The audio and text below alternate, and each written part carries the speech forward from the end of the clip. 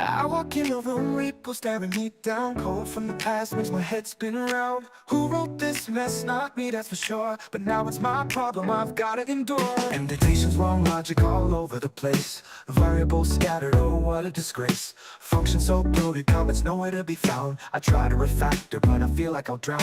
But there's beauty in the struggle, a thrill in the chase. Finding that one bug I can finally embrace. It's a love-hate thing, got me on the line. Legacy code, you're a problem, but sometimes you shine.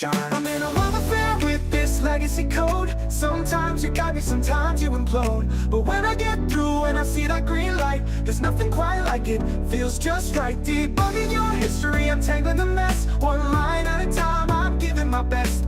Legacy code, you got my heart in a bind. You're a nightmare, but you're one of a kind. It's like digging for treasure in a pile of mistakes. Version control, now more like earthquakes. Spaghetti functions wrapped around my brain, but I'm in too deep, there's no way to refrain. Each commit I make feels like saving a soul, bringing order to chaos, making it whole. I've got my debugger, my docs on the side, but even they laugh at this roller coaster ride. But there's magic in the madness, a spark in the pain. Every little breakthrough drives me insane. It's a never-ending story, we're stuck in this game. Legacy code, you're broken, but we're one and the same. I'm in a love affair with this legacy code. Sometimes you guide me, sometimes you implode. But when I get through it, I see that green light. There's nothing quite like it, feels just right. Debugging your history, untangling the mess. One line at a time, I'm giving my best. Legacy code, you got my heart in a bind. You're a nightmare, but you're one of a kind. Yeah, legacy code, you're one of a kind. I curse your name, but I can't walk away, cause underneath it all there's beauty and decay. You've been running for years, battle tested and scarred, but with every patch, you're raising the bar. I'm in a love affair with this legacy code. Sometimes you guide me, sometimes you implode. But when I get through it, I see that green light. There's nothing quite like it, feels just right. Debugging your history, untangling the mess. One line at a time, I'm giving my best. Legacy code, you got my heart in a bind. You're a nightmare, but you're one of a kind. Yeah, legacy code, you're one of a kind.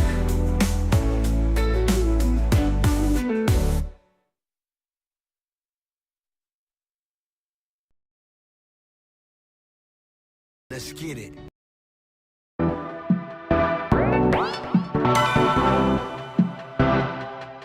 You might think that getting into the IT field is impossible without a computer science degree, but Tech Coach Ralph is here to prove you wrong.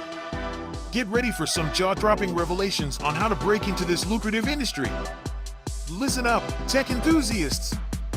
Are you ready to break through into the IT field, but feel like you need a computer science degree to make it happen? Think again! Tech Coach Ralph has some exclusive, mind-blowing secrets to share with you.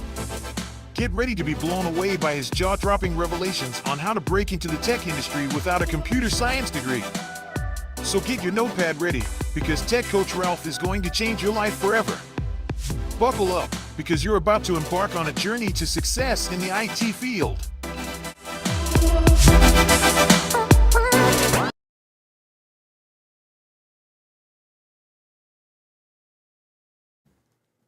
Good morning, good morning, good morning. How is everyone doing today? Hopefully you are doing well. I am Tech Coach Ralph. We are engineered to win. This is the Coffee and Kata Morning Show hosted by me, of course. And we are, as always, engineered to win. We're going to be getting into our numbers review for this week that we're going to be looking at on Saturday. I wasn't able to do the show on Monday because just logistical things happening at work. I was part of the conference committee, and I just wanted to be able to support the people on in the UK and in that region. So I was like, you know what, it's better to just push the show back. So we are here this morning. A lot of work to do, but we're here. All right. So let's get to it. First things first. Shout out to my guy Don with that song that he sent me, Legacy Code. I'm telling you, Don is an AI genius, a cybersecurity genius, just a genius all around, right? So shout out to my guy Don. I know he's probably over there sleeping or something like that over on the West Coast. Maybe he's up already. Maybe he's getting the kids ready for their day. Who knows? I don't know. But shout out to my guy Don. We're gonna do some great things. We're gonna do some great things, right? You know what? I haven't just thought of an idea, but figure that out later, right? But at noon today, we have our software explorations concept and overviews. We're going to be going over story pointing. So we've went over like the story refinement meeting last week. We did the sprint planning. We did sprint retrospectives. We did sprint review, daily standards. We did all of those. And today we're going to be talking about how to actually point the stories in our software explorations today at noon Eastern time. So you definitely want to tune in. Really, really good stuff, right?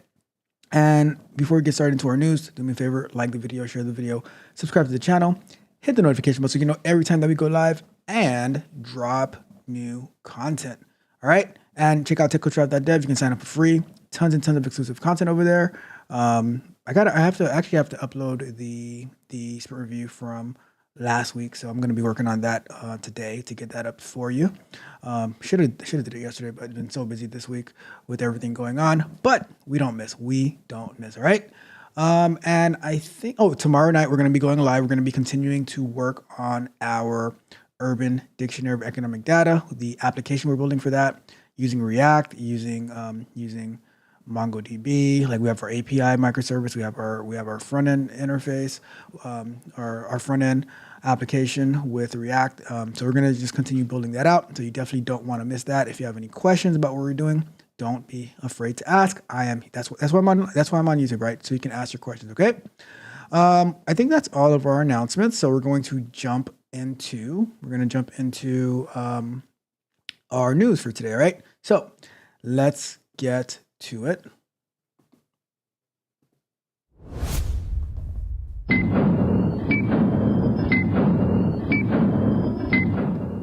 We are starting off as usual with our numbers to review. Like I said, we normally look at this on Mondays, but we were not here on Monday to do it. So we're going to just do that today, and then we're going to continue with the news. Okay. So throw up our timer. So the numbers to watch for this week: consumer sentiment, which is pretty much how people are feeling about the economy.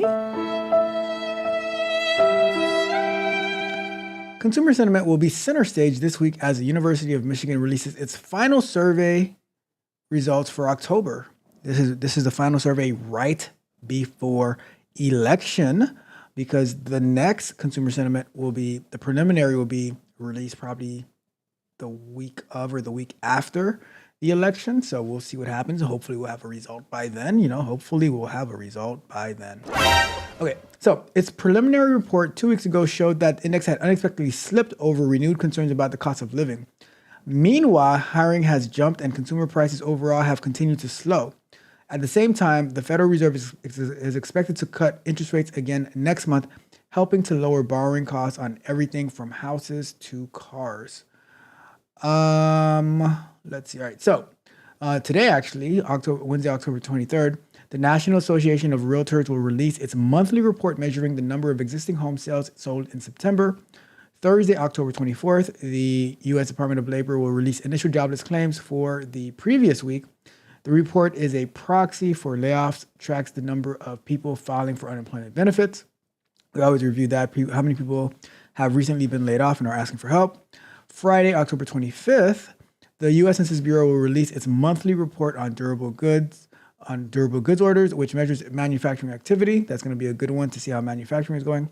And then lastly, the University of Michigan will release its reading of October's Consumer Sentiment Index, which measures how Americans feel about the current and future economic conditions. All right. So that is basically what we're going to be reviewing on Saturday and tomorrow. Like I said, we're going to be preparing. Okay, we're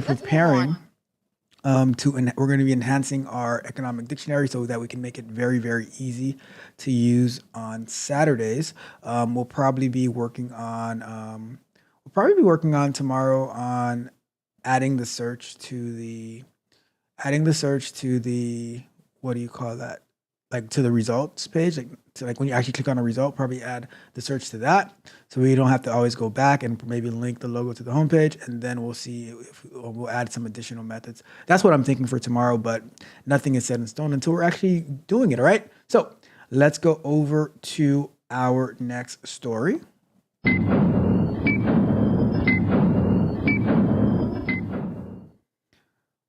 Why do prices still feel so high? The rent is too damn high.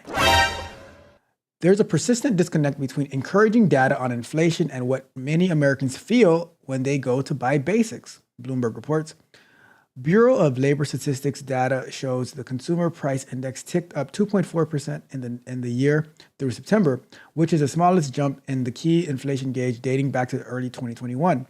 While the BLS economists who helped produce the findings say that the inflation downward shift is encouraging, he acknowledges that the data doesn't include expenses. Well, there you go.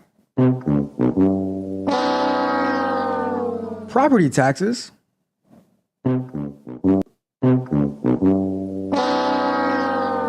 Auto and credit card interest charges.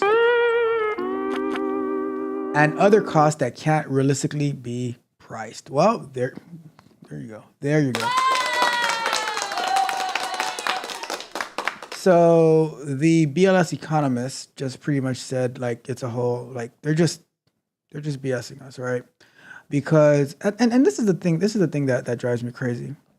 When you have these not even economists, right? People who went to school and they were able to pass a test and talk about theory and stuff like it's like a professor, to be honest with you, right?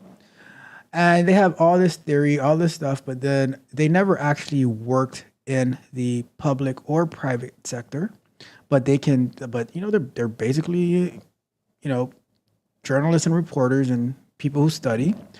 And then they want to have economic arguments with people like Kevin O'Leary, who have been doing business forever, and they're like he's like 3 times their age, and they want to argue with him on when he's actually living the conditions that he's talking about. So now let's move on. So now they're arguing to us like they're saying, you know what, you are going to accept that the economy is doing so much better because inflation is slowly ticking down. However, when my friend Yakar has to pay $17.23 for his eggs, why isn't that priced into the prices? Because prices are still high. Prices are still high, right? Property taxes, homeowners insurance, car insurance, all that stuff, right? Still really high.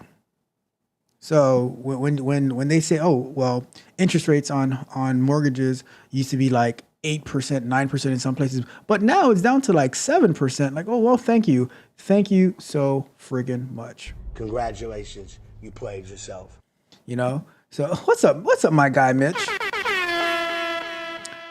But yeah, I mean, that's why prices feel so high.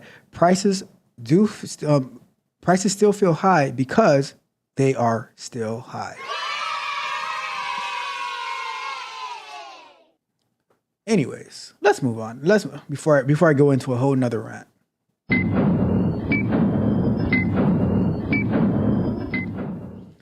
So this one says, IRS raises tax bracket threshold. What? I never trust anything the IRS is doing. I'm just saying.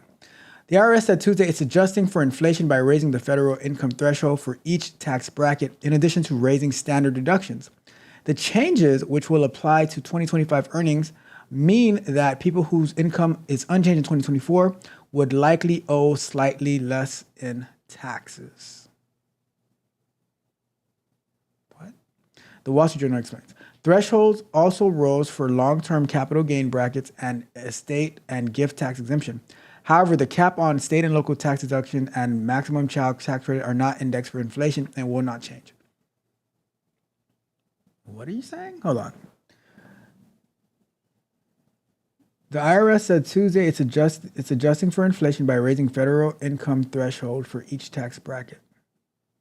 That means you have to make more to be within that. Okay, so that means if you, okay, I see what they're saying, right? Let's say you're making 100,000 and the threshold was 105. So now you have they're gonna raise it to 110 or some nonsense like that, right? But is the tax bill going to expire? That's what I want to know.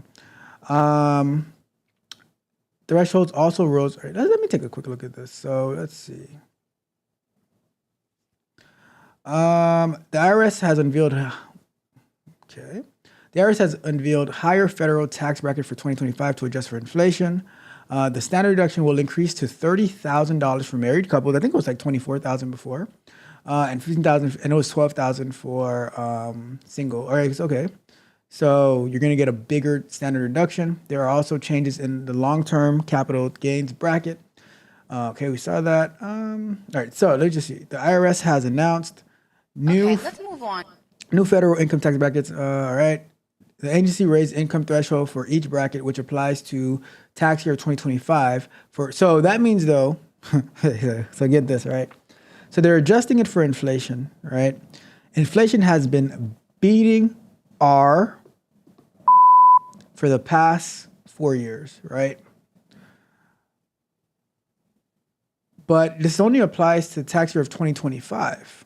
So the past 4 years, you have to fend for yourself. How dare you? But now in 2025, they're going to increase it, bigger standard deduction. I mean, honestly, I'm pretty sure everything that you ended up paying for cost way more than $6,000 from the $30,000 tax deduction, right? Which applies for 2025, but it's for 2025. So it's not even affecting you this year. It's going to be affecting you. And when you go file taxes in 2026, it's going to be applied for 2025. So everything, even this year, nothing for you. All right. No soup for you. All right. The top rate of 37% applies to individuals with taxable income of $626,350 and married couples filing jointly earning $751,600 or more for 2025. The IRS also boosted figures for a dozen other provisions, including long-term capital gains, estate and gift tax exemption, and eligibility for the earned income tax credit, amongst others. Right? So that's that. Let's see. Mitch says that Ralph, that person from yesterday, I think means well, but not realistic. Are you talking about the person who they were just so amazing when they were met that the person at the job laid their life on the line for them to get the job? Or Mitch, is it possible? All right, I'm not even gonna go there. I won't go there, Rich. I won't go there. But is it possible that some other arrangement could? When you hear the story, Mitch, when you hear the actors, is it possible that other arrangements might have been made? Just think about it. Think about it. Just saying. And I did watch Chicago PD. I got to like the beginning of the third episode, then I was like, I gotta go to sleep. But we'll talk about that in a second. Let's continue real quick. Let's continue though, right? But we're gonna talk about Chicago PD. All right. Air taxis closer to takeoff in the U.S. Now, has me interested, right? So the Federal Aviation Administration hasn't allowed a new category of aircraft to take flight in the U.S. since helicopters hit the skies in the 1940s. But that could soon change. Okay, I like that. Where's my clapper? The agency just published final regulations governing the operation of electric power lift vehicles. I guess those are drones. Thus clearing a key hurdle for businesses hoping to use the aircraft for cargo deliveries and air taxi services. Though no company yet has approved to operate the vehicles commercially, startups including Archer and Joby are well on their way, reports The Verge, with plans to offer passenger flights in cities such as Los Angeles and New York. I'm just going to say this, right? For all my New York folks and my New Jersey folks and my Los Angeles folks who are constantly in traffic, what about just taking a drone flight to wherever you got to go?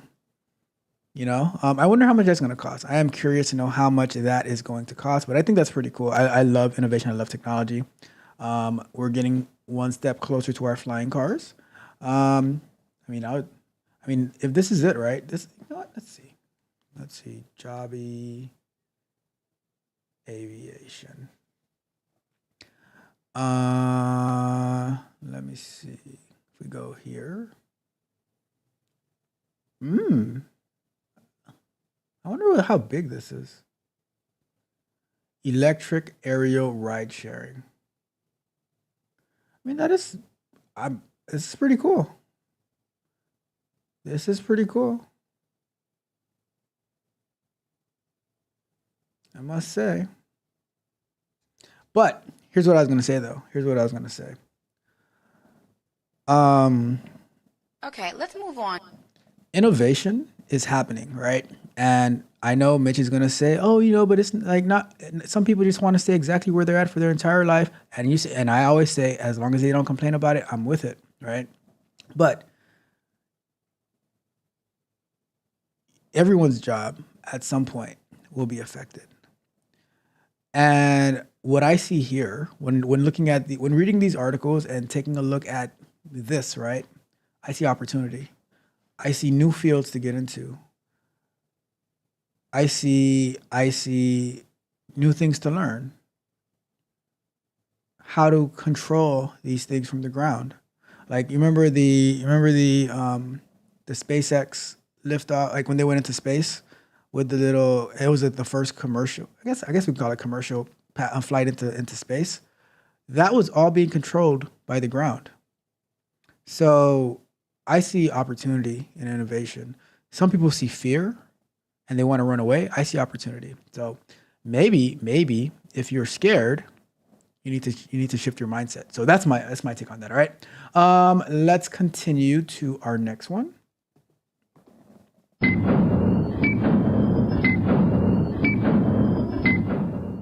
Starbucks sales woes worsen. Oh, that's so sad.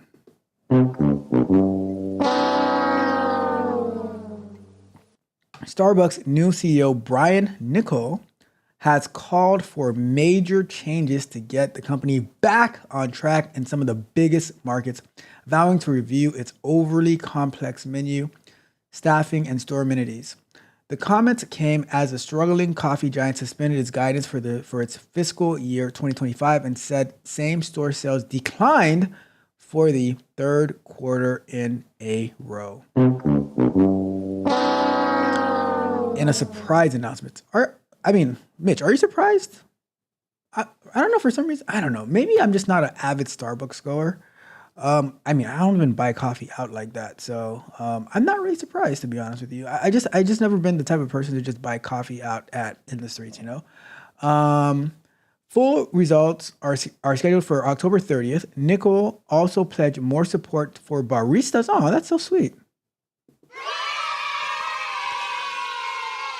Many are complaining about chronic understaffing and poor pay and benefits, and a lack of recourse for aggressive customers. So I think the lack of recourse for aggressive customer can be fixed. But here's the problem, right? From my opinion, of what the Starbucks baristas are complaining about, right? Chronic understaffing is directly opposed to poor pay. Because when you start demanding $20, $25, $30 an hour, at the end of the day, it's a numbers game. And you're going to have understaffing because as you get paid more, you have to take on more responsibility. It's unbelievable concept, right? Maybe I can be on a CNN panel talking about the economy. Maybe I can be on a CNN panel talking about the economy, right? The more you pay people, the less employees you can have. So you have to take on more responsibility. I'm not going to say I don't know all the details. Maybe it's like very complex to make the caramel frappuccino. Maybe you need to have the recipe just right. But I just think economically, you're gonna lead to chronic understaffing with the more money you demand. I'm not an economist, right? I just on Saturday mornings play one on YouTube. Or I'm just saying. All right. Two more stories to get to. We have a lot of stories because we missed on Monday. So we're here today, right? Let's get to it.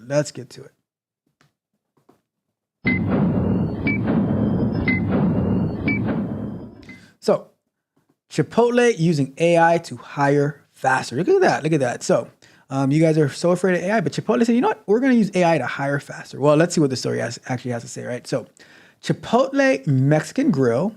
All right. So here's a question, right? Is Chipotle food actually Mexican food, or are they just appropriating the culture? Because you know what? When I go to Chipotle, I don't think I ever see any Mexican people working in there. I mean, I haven't been there in a while, but I don't think I've ever seen Mexican people. I mean, I'm sure there's some, but I normally don't, you know? Chipotle Mexican Grill is onboarding avocado. Really? Mitch, give me the trash line. Give me that. Come on. Avocado, a new artificial intelligence assistant that's expected to cut hiring time for human staff by up to 75%. So all of you guys that are complaining that the hiring process is too damn long, well, you better thank Avocado for helping you get hired 75% faster. But it's probably going to be a lot more stricter too. The recruitment tool, which should be ready by the end of the month, will help keep the chain's 3,500 North American and European locations staffed up. Let's go. The idea is to make the hiring process more efficient by leveraging AI to collect job applications, answer candidate questions, and set up meetings and send offers to human-selected hires. At the same time, the AI system would free up managers to focus on overseeing restaurant operations. That is pretty cool. I mean, I think the software is great. I wonder if Avocado is just a software that they are licensing. Let's find out. We have a couple of seconds.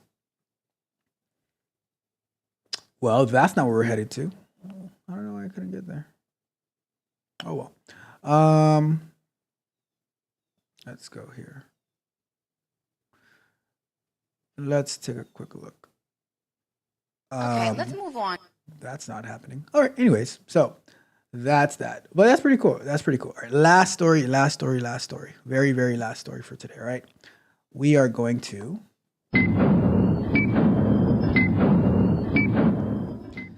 E. coli cases linked to McDonald's.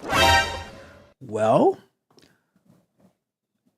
I wouldn't call myself a conspiracy theorist, right? But I just find it so interesting that 2 days after the whole, or 3 days after the whole McDonald's got that big old boost in the news, everyone's talking about McDonald's, and all of a sudden, E. coli cases linked to McDonald's.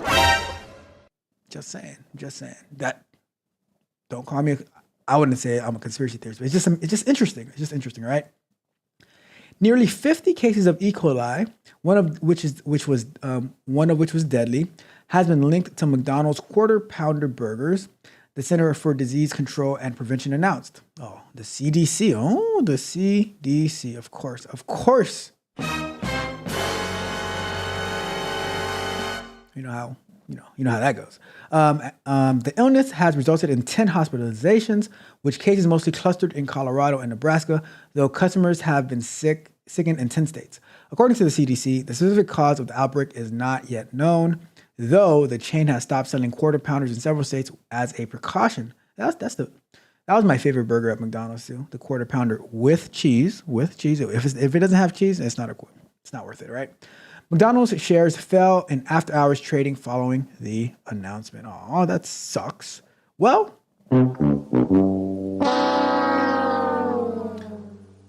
it is interesting. But be careful, though. Be careful with the quarter pounders with cheese and without cheese, because I don't want you catching a case of E. coli. It's interesting, though. I mean, I'm pretty sure McDonald's sells millions of quarter pounders every day, but 50 cases. Hopefully it doesn't grow. Hopefully it's limited to 50 cases, and everyone makes it out safe. All right, that's it for our news for today. Let me check the chat, and then we'll probably take 10 minutes looking at some code stuff. Let's see. Actors. Wow. I'm just saying, bitch. It's there could have been arrangements, right? I'm just saying. Not surprised because they raise prices and want tips. You see? Look at that. We got Prince Marky D in the. That sounds like a great rap name. Shout out to Prince Marky D. What's good? What's up? What's up? Thank you for being here early in the morning. Says Starbucks doesn't just sell coffee. I know they sell like pastries and all that type of stuff. And we sell pastries for like $10. I mean, to go for breakfast and you end up with a $40 bill, like for a caramel frappuccino and for a some type of croissant or something like that. I'm just saying. Mitch says I get Star. I mean, Mitch, you gotta be able to get Starbucks riding around in that Lambo, And when you're undercover, you're riding around in the Audi coupe. So I get you, Mitch. I get you. I don't blame you. Let's see. Says that's because they work at a. Mitch, come on, Mitch. We don't. Mitch. I mean, just avocado is. I mean, the name. I mean, the play on the name. You know how we feel about that, right? And Mitch says right after your boy did a day in the life at McDonald's. Is it perfect timing or is it perfect timing? I'm just saying. All right. Let's jump into a few minutes of this coding thing. We were really busy today, had a lot of news stories to go over, but we can spend a few minutes looking at this, at our widget test, because we got 10 minutes. Let's do it. And then we'll wrap it up for today. And then we will be back on our premiere for story pointing, how to story point. And then we're going to be live tomorrow night for working on the Urban Dictionary of Economic Data. Right. So let's get to it. Let me see. So, let's see where we left off. Cause it was like last time we worked on it was last Wednesday. So I don't remember. I think I do remember what we were doing, but we're trying to figure out how to get this test to work properly. So let's run our test real quick. So right now we're in Android Studio. What we've pretty much been doing lately is working on our, actually, this is what I'm going to do. I'm going to go all the way down to the bottom. And I'm going to add all the additional tests that we need to do, right? So that way, yeah, maybe we'll do that today. Maybe we'll write out the test that we need, so that and then once we finish that, we'll see what else we can do. So we need to, let's see, we had enter large amounts in all fields. Error when someone tries to enter a decimal. Okay, we got that taken care of. All right, so we need to test when doing the increment up, test when doing the increment down, let's say for hours, and then we can copy both of these again. For minutes. Put a space between these. So here I'm just mapping out all the tests that I eventually want to write. I wonder if we can zoom in a little bit. Let me see. View. Shift.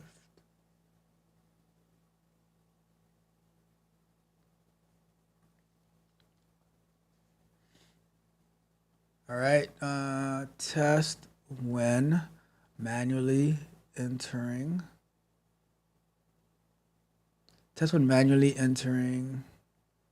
hours. Test when, why is my to-dos not working? What? I don't know what's going on with this one, but whatever. All right, we'll keep going. Test when manually entering minutes. To do test when clearing out the hours input. To do test when clearing out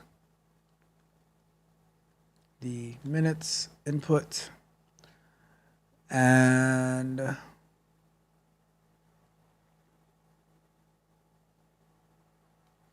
we also want to make sure calculations are accurately adjusted. All these are going to get the same.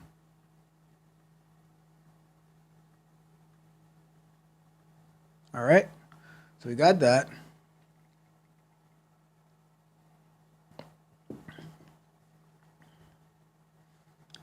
And Mitch, while you're here, right? What day would be good for you for us to go live? Because you know the days and times that we go live, right? What day would be good for you for us to go live and talk about Chicago PD? What day would that be? And then we'll see. I'll see if we can make it happen. All right. We'll see if we can make it happen. But let me know what day and time would work for you, because I do want to do that show where we're just talking about Chicago PD. Maybe for about 30 minutes to an hour, we're just talking about different episodes. But I'm thinking about going back to like, I don't know if I want to talk about the most recent episode or if we want to go back. Let me know what you think, Mitch. This would be for you. This would be for you. Let me know what you want to talk about. Do you want to go back to older seasons, like the beginning, or do you want to talk about recent episodes? Whatever you want to do, I'm with it. All right. All right. Let's see. All right. So these are pretty much all the tests based on the new features that we added. Let me see. Why is this thing like that? So let's go to. So we're having. This is not the most important test, to be honest with you, but we do want to get this fixed at some point. Let me see.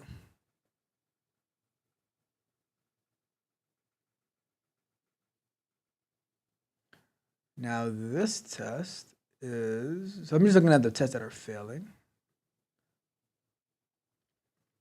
So this one is an actual valid failure. Let's see what's happening. So user income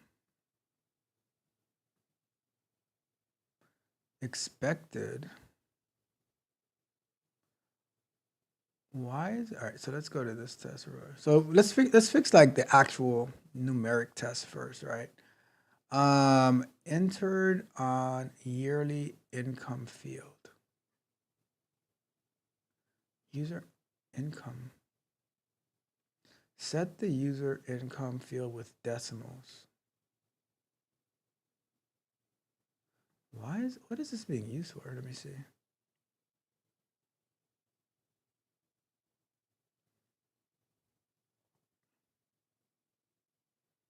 Okay, so this is gonna be its own separate test as well. Doing doing this part. But input annual income field. Okay. Entered user. Okay, so that means entering this, we should get this. Okay, I see what's going on here. So entering the so let me do, this is what the user would be attempting to enter. So now we're gonna, like, these tests were written a long time ago, so now we can even clean them up, because now if I don't understand them, that means that I didn't properly document this. So I'm just entering a little bit of additional comments so that we can get this right. On the widget for entering the total annual income intake. So we started the widget, we pumped the widget, total. So it says this is storing what to look for in the widget. Very important to write comments, right? So we have this right here. Should probably put this over here. All right. So enter text, which is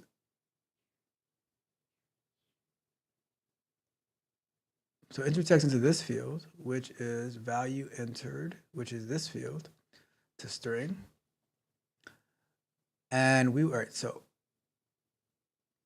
got it. All right, I think I got it now. So if we were to go to, got it, a couple of seconds. Let's start up the device real quick.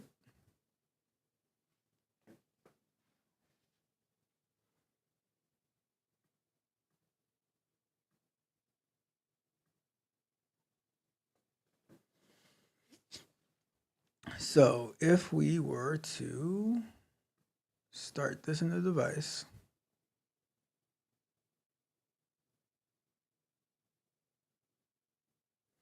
so what this test is trying to do, right, is trying to enter, it's trying to enter 82,345 cents into, well, hasn't started yet, but give it a second to start.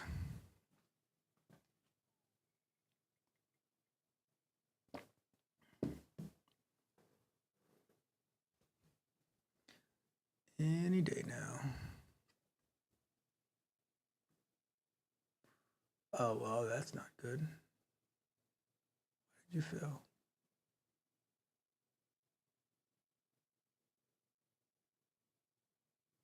Are you kidding me?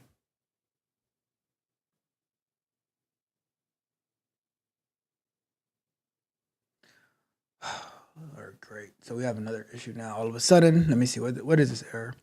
Module was compiled with incompatible version of Kotlin. The binary version is yada, yada, yada. Great. Well, let's do a newer version of Kotlin. How do we upgrade it then?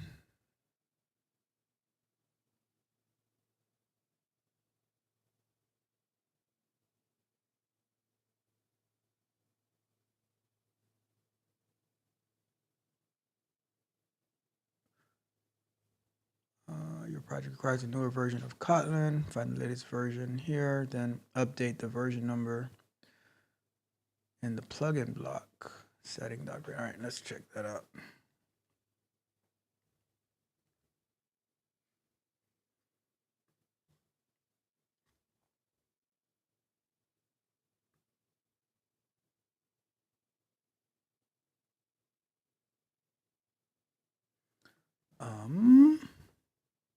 I'll see you.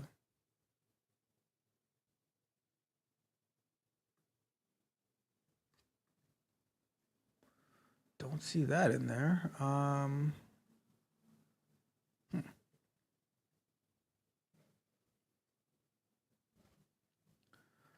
Kotlin class path build.gradle.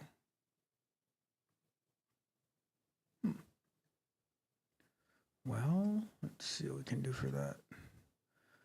That was so unexpected. Find the latest version, then update the version.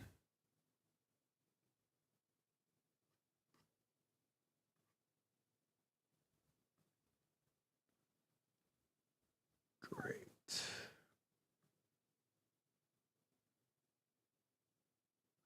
Find the latest version and then update the version number to the plugin of the plugin ID. I don't even see that in there. Let's see. Guess we'll have to add it. Let's copy that. Always these unexpected little things that creep up, huh? All right, so let's see. Let's go to, you need to change the Kotlin version in your Android root project. Instead of, which one are we in over here? Build.gradle.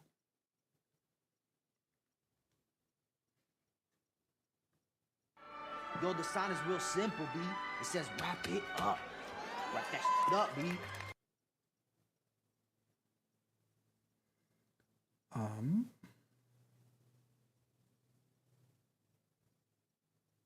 Okay. So, what is the latest version of Kotlin then? Let me copy that over real quick. See what that is. Tell you, man, they just throw these last minute things at us. All right, so 2.2. All right, let's try this one. If that doesn't work, we're just gonna call it a day, and we'll have another issue to figure out next time. All right, I'm gonna say run it again.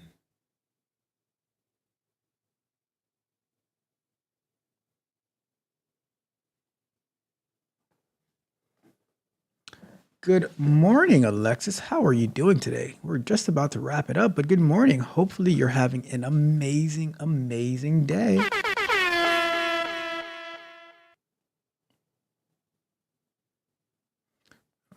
Move these down over here.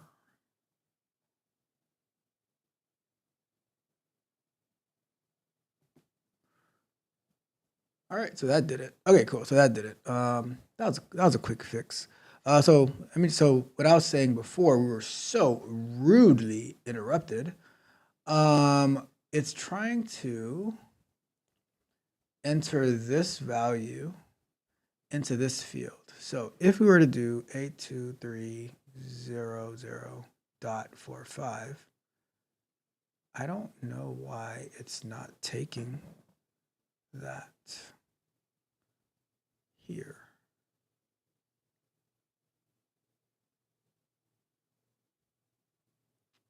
I don't think that should be an error. It should pass. But whatever, we'll figure that out. We'll continue working through these tests later on, so we can see what exactly is going on. But I would expect that I don't think this one should have failed. Well, no, it should have actually. Let's see. If we go to, just check this out real quick, then we'll wrap it up.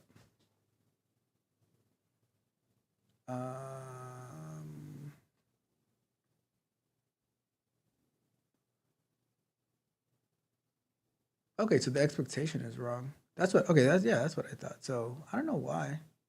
Wait a second. Expected.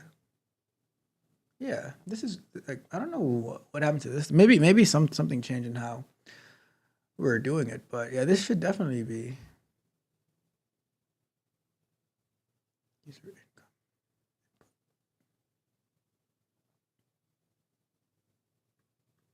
Expect entered user.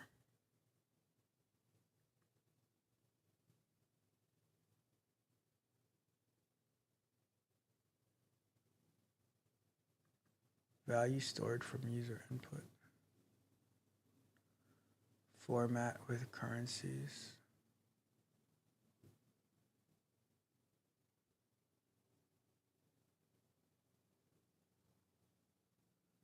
So then this would be like 4 or 5 then. User income. No. Well, yeah, let me see. Let's run that real quick.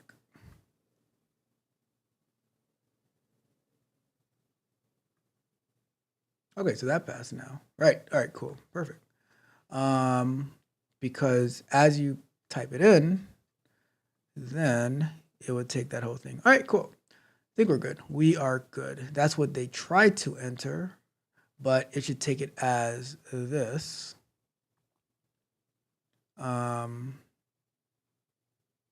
Didn't we have where if you try to actually enter, I don't remember. I don't remember. Didn't we have if you try to enter a decimal, you're supposed to get a pop-up or something like that?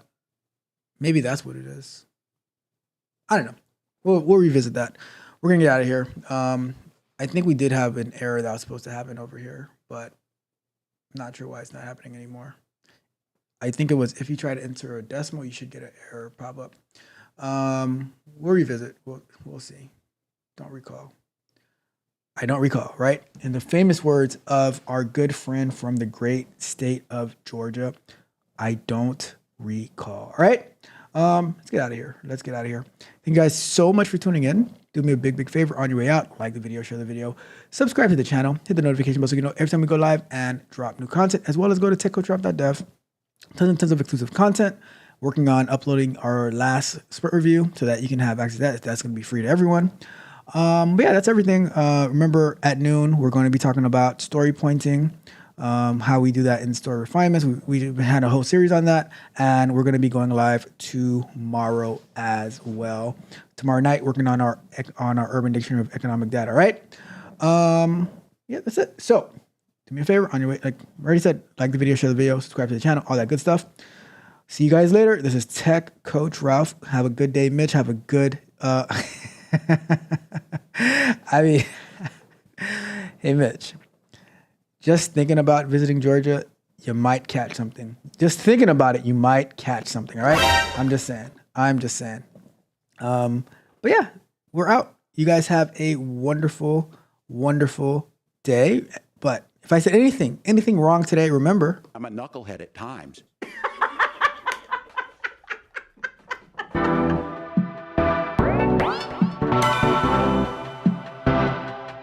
You might think that getting into the IT field is impossible without a computer science degree, but Tech Coach Ralph is here to prove you wrong. Get ready for some jaw-dropping revelations on how to break into this lucrative industry. Listen up, tech enthusiasts! Are you ready to break through into the IT field, but feel like you need a computer science degree to make it happen? Think again! Tech Coach Ralph has some exclusive, mind-blowing secrets to share with you. Get ready to be blown away by his jaw-dropping revelations on how to break into the tech industry without a computer science degree. So get your notepad ready, because Tech Coach Ralph is going to change your life forever. Buckle up, because you're about to embark on a journey to success in the IT field.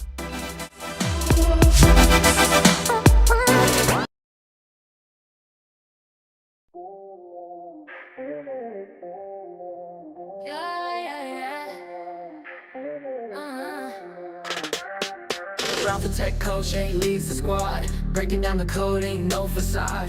Agile in his veins, he moves like a sprint. Real projects, real teams, yo, that's his stint. Talking structure, yo, he breaks it down clean.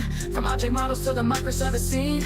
Got QA rolling, catching bugs in the act. Every test they write, that code stays intact. Ralph got the swagger running that code scene.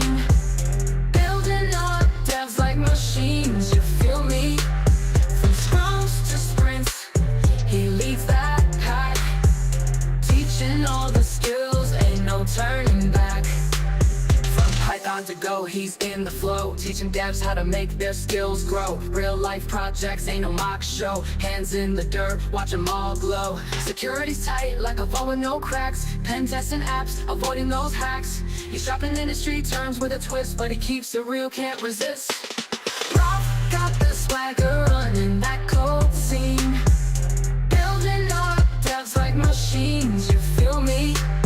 From scrums to sprints, he leads that pack.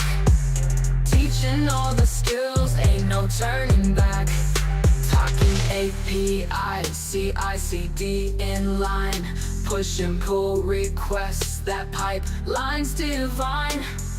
Version control with that Git on deck. He's got the whole squad chasing that next check. Running scrums, Ralph got them all locked. Can't bad boys, they never stop the clock. He drops mad wisdom straight from the stack. Taking rookies, turning them into pros, no slack. Teamwork's the key, it's all about trust. Every line of code is a must. Ralph got the swagger running that code scene. Building up devs like machines, you feel me? From scrums to sprints, he leads that pack. Teaching all the skills, ain't no turning back.